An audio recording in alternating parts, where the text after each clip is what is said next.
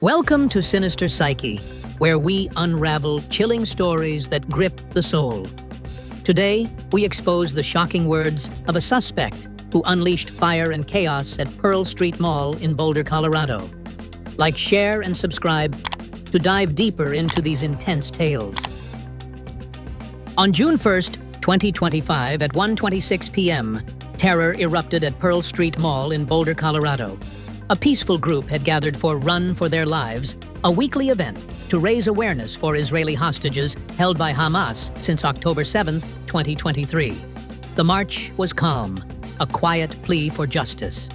Then, Mohamed Sabry Soliman, a 45-year-old from Colorado Springs, stormed in, his voice cutting through the air with cries of "Free Palestine," and as some witnesses heard, "End Zionist." Armed with a makeshift flamethrower and Molotov cocktails, he set the crowd ablaze, injuring 6 and sparking chaos. The FBI branded it a deliberate act of terrorism driven by ideology, with Soliman's words at the heart of the horror. Soliman's shouts of "Free Palestine" echoed as flames roared from his flamethrower, targeting defenseless marchers aged 67 to 88. Witnesses froze as his voice, raw with rage, pierced the scene. Some reported him yelling, "End Zionist," a phrase that added fuel to the ideological fire. These words weren't random. They tied directly to the Israel-Hamas conflict, a global flashpoint that's inflamed tensions worldwide. The FBI confirmed Soliman's cries, noting they signaled a targeted attack on a Jewish community event. His voice, paired with the fire he unleashed, turned a peaceful rally into a battlefield, leaving victims burning and a city in shock. The victims, elderly and vulnerable, were chanting for hostages when Soliman struck. An 88-year-old Holocaust survivor, described as very loving by Rabbi Israel Wilhelm of the University of Colorado's Chabad, was among the injured, her survival story now marred by new trauma. A University of Colorado professor joined the toll alongside 4 others. 2 were airlifted to a Denver burn unit, one fighting for life in critical condition. The rest suffered burns and injuries, some severe. Their peaceful activism met with violence. Witnesses saw people writhing in agony, screaming as flames consumed them, while Soliman's shouts of "Free Palestine" rang out, amplifying the terror. Soliman, shirtless and clutching glass bottles filled with flammable liquid, paced wildly, his voice unrelenting.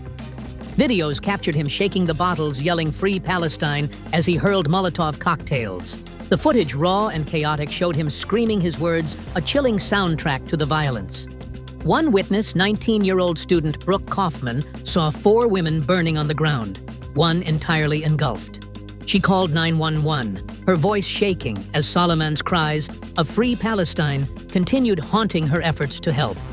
Another bystander, Siegel, a Jewish woman wearing a pro-Palestine shirt, feared being linked to the suspect, but rushed to aid victims torn by his words and her compassion. Shouts of "He's throwing Molotov cocktails" filled the air as Soliman's voice fueled the panic. Boulder police flooded the scene after emergency calls reported people being set on fire.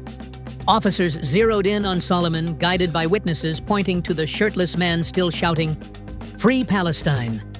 They arrested him without a struggle, though he was injured and taken to a hospital. His wounds were minor, but details remain sparse. The FBI confirmed Soliman acted alone with no ties to a larger group. A vehicle linked to him was found nearby, prompting bomb squad and K-9 sweeps to ensure no further threats. 3 blocks of Pearl Street Mall were sealed off for hours as investigators pieced together the attack, with Soliman's words a central focus. The FBI, led by Special Agent Mark Mikulik, called it terrorism from the start. Mikulik stressed the attack was intentional, driven by ideology, with Soliman's cries of "Free Palestine" and "End Zionist" signaling a hate-fueled assault on a Jewish event. The investigation, based in Denver, reached El Paso County, where the FBI conducted court-approved searches tied to Soliman. No charges were filed immediately, but Boulder District Attorney Michael Dougherty vowed to hold Soliman fully accountable for his actions and words. FBI Director Kash Patel and Deputy Director Dan Bongino labeled it a targeted terror attack, with Patel pointing to Soliman's shouts as evidence of ideological motive. The Justice Department condemned the needless violence, tying it to a wave of attacks on Jewish Americans. Soliman's words weren't isolated. 10 days earlier, on May 21, 2025, a gunman in Washington, D.C., killed 2 Israeli embassy staffers outside the Capitol Jewish Museum, shouting, "Free Palestine," as he was arrested. Elias Rodriguez, the suspect, faces murder charges. In April 2025, a man torched the home of Pennsylvania Governor Josh Shapiro, a Jewish official claiming it was a response to Israel's actions in Gaza. These incidents, each marked by cries like "Free Palestine," form a chilling pattern of violence linked to the Israel-Hamas war. Soliman's attack, striking just before the Jewish holiday of Shavuot, deepened the community's wounds. His words, a stark reminder of rising anti-Semitism. Colorado's leaders didn't hold back.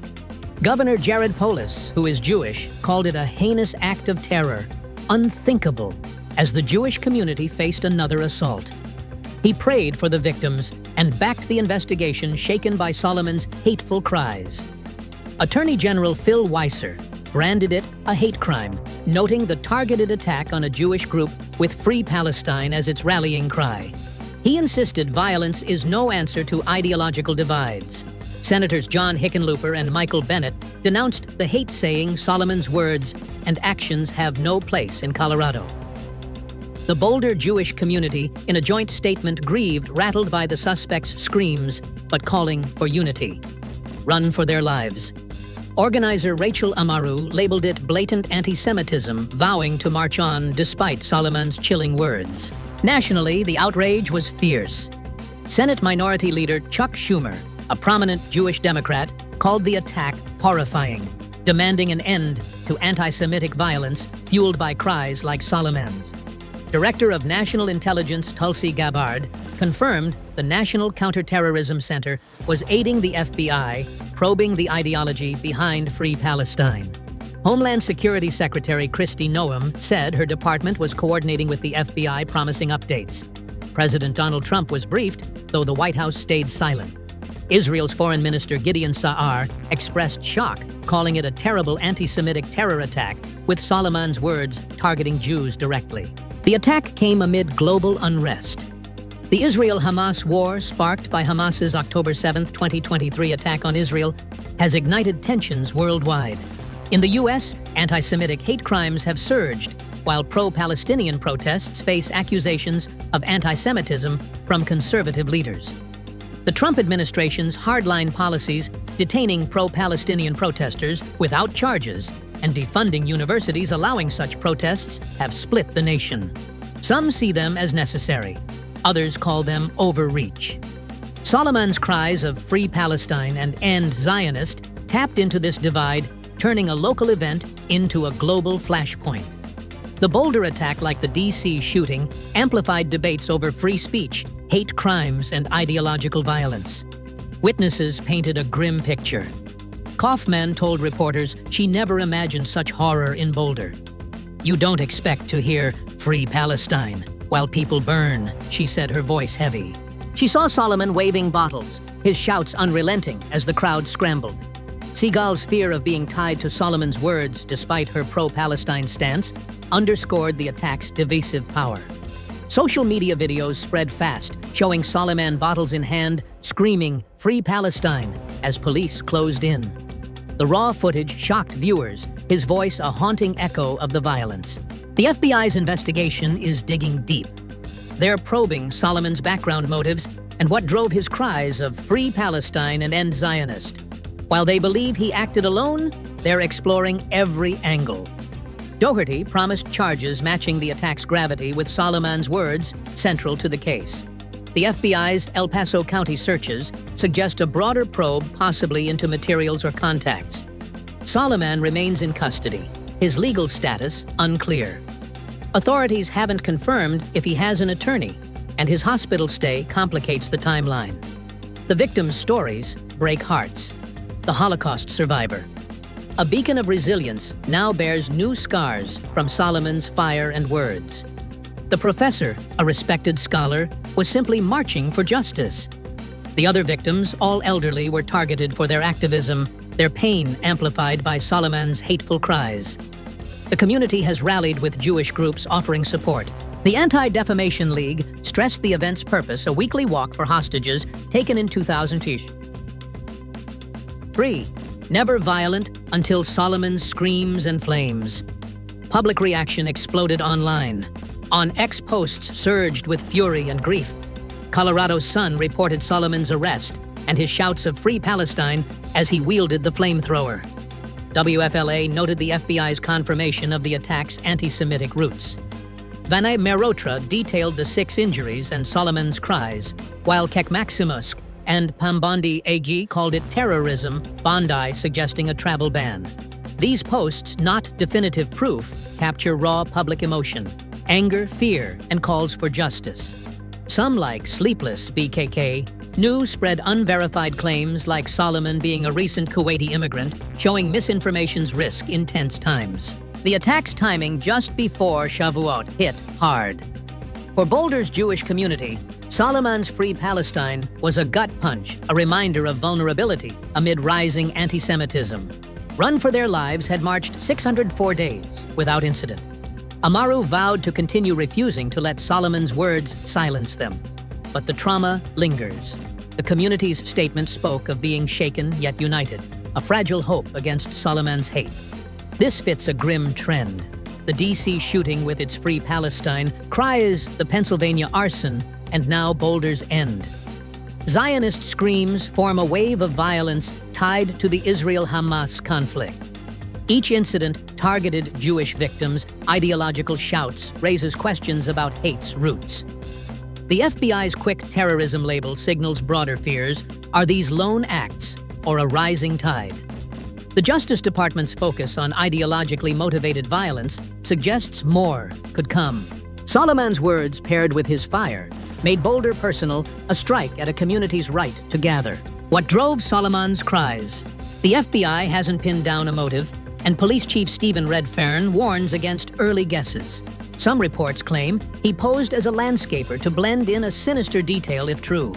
His shouts point to ideology, but without a manifesto or public history, it's unclear. The Israel-Hamas war in its second year has radicalized individuals globally, with social media amplifying divisive voices. Soliman's Free Palestine and End Zionist, whether planned or impulsive, channeled that rage, turning a march into chaos. The legal fight looms large. Doherty's pledge of accountability rests on coming charges. Terrorism, hate crimes, or assault each carries weight, but the FBI's focus hints at federal counts. Soliman's hospital stay delays things, but his custody ensures he's contained. The El Paso County probe suggests deeper ties, maybe to materials or contacts. Justice for the victims, whose recovery is uncertain, is the priority. Boulder's resilience shines through. The Jewish community, rocked by Soliman's words, leans on unity. Rabbi Wilhelm's description of the Holocaust survivor, a loving person, cuts deep. The professor's colleagues and the victims' families grapple with trauma. The city, known for progress, faces a test healed through dialogue or fracture under ideology. Soliman's cries of Free Palestine will echo in the debates ahead. The nation's eyes are fixed. Schumer's call to end anti-Semitism, Gabbard's counterterrorism push, and Trump's briefing mark a critical moment. Sa'ar's words from Israel tie Boulder to a global fight where local shouts ripple far. Soliman's voice, raw, hateful, paired with fire, has scarred public memory, a stark warning of ideology's destructive power. What's next? The FBI will uncover more about Soliman's motives and cries. Charges will shape the legal battle. The victim's recovery, especially the critical case, will weigh heavy. Boulder's Jewish community will march again. Amaru insists, but Soliman's Free Palestine will linger. The nation split over Israel, and Palestine must face how to fight hate without losing humanity.